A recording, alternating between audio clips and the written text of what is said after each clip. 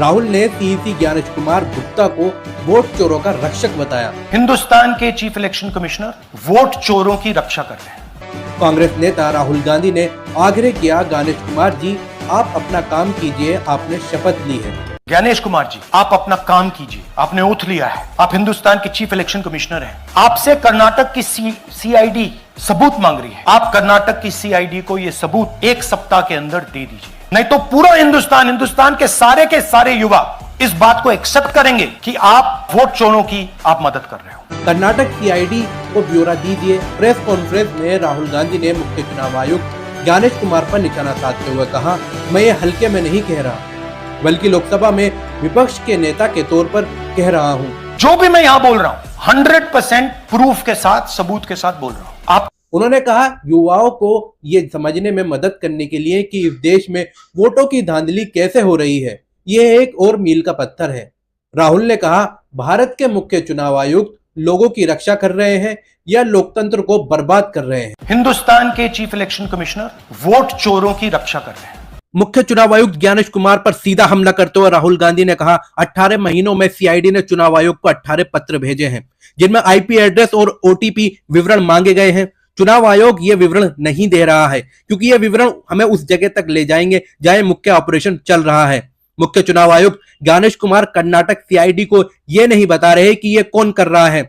Hydrogen bomb के खुलासे के बारे में बात करते हुए राहुल गांधी ने कहा, हम हाइड्रोजन बम का प्रदर्शन करेंगे। मैंने अपनी टीम से कहा है कि जब तक हमारे पास 100% सबूत नहीं होंगे, मैं उस मंच पर नहीं जाऊंगा। राहुल गांधी ने कहा, हमें इन प्रेजेंटेशन को पूरा करने में 2 से 3 महीने लगेंगे और आपको इसमें कोई संदेह नहीं रहेगा कि भारत में एक के बाद एक राज्य चुनाव में चोरी हो रही है। कांग्रेस नेता राहुल गांधी का दावा है कि ये मैं स्पष्ट करना चाहता हूं कि भारत के चुनाव आयोग के अंदर से जानकारी आ रही है और ये रुकने वाली नहीं है। उन्होंने कहा, लोकतंत्र को केवल भारत की जनता ही बचा सकती है, अकेले राहुल गांधी नहीं। लोकसभा में विपक्ष के नेता राहुल गांधी ने कहा, मैं भारत के युवाओं से कहना चाहता हूं कि वो यानी सरकार लोकतंत्र के हथियारों का बचाव कर रही है। राहुल गांधी ने कहा, हमारी मांग है कि मुख्य चुनाव आयुक्त ज्ञानेश कुमार 1 हफ्ते के भीतर इन फॉर्म और ओटीपी का विवरण डेटा जारी करें। कांग्रेस नेता ने एक और मामले में जिक्र करते हुए कहा कि एक इंसान सुबह 4:07 पर उठता है और 36 सेकंड में नाम हटाने का फॉर्म भर देता है। राहुल गांधी ने कहा, मैं भारत के युवाओं से कहना चाहता हूं कि 36 सेकंड में फॉर्म कैसे भरे जा सकते हैं। राहुल गांधी ने कहा, हमें पूरा यकीन है कि यह काम एक केंद्रीकृत लेवल पर एक कॉल सेंटर में किया गया है। राहुल गांधी ने आरोप लगाया कि सबसे ज्यादा नाम हटाने का काम कांग्रेस के मजबूत गढ़ों में हुआ। राहुल गांधी का आरोप है कि कर्नाटक की अलंद सीट पर किसी ने 6018 वोट मिटाने की कोशिश की। राहुल गांधी ने 63 वर्षीय गोदाबाई नाम की एक महिला का परिचय दिया, जिन्होंने नाम हटाने के लिए आवेदन दायर किया था। राहुल गांधी ने उनका वीडियो दिखाया, जिसमें उन्होंने दावा किया था कि नाम हटाने के आवेदन से उनका कोई लेना देना नहीं है। इसके अलावा उन्होंने कुछ मोबाइल नंबर भी दिखाए, जिनका इस्तेमाल मतदाताओं के नाम हटाने के लिए किया गया था, जबकि इन वोटरों ने नाम हटाने के लिए कोई अर्जी नहीं दी थी। कर्नाटक के कलबुर्गी जिले के अलंद विधानसभा क्षेत्र में 5954 वोटों को व्यवस्थित रूप से हटाने के प्रयास की जांच ठप हो गई है।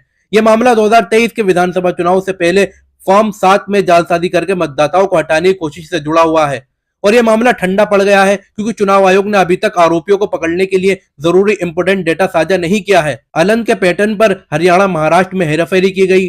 कांग्रेस नेता राहुल गांधी ने गुरुवार को अपने बहुत ही प्रचारित प्रेस कॉन्फ्रेंस में वोट चोरी पर सबूतों के हाइड्रोजन बम को गिराते हुए कहा कि कुछ लोगों का एक समूह पूरे भारत में लाखों मतदाताओं को हटाने के लिए उन्हें निशाना बना रहा है।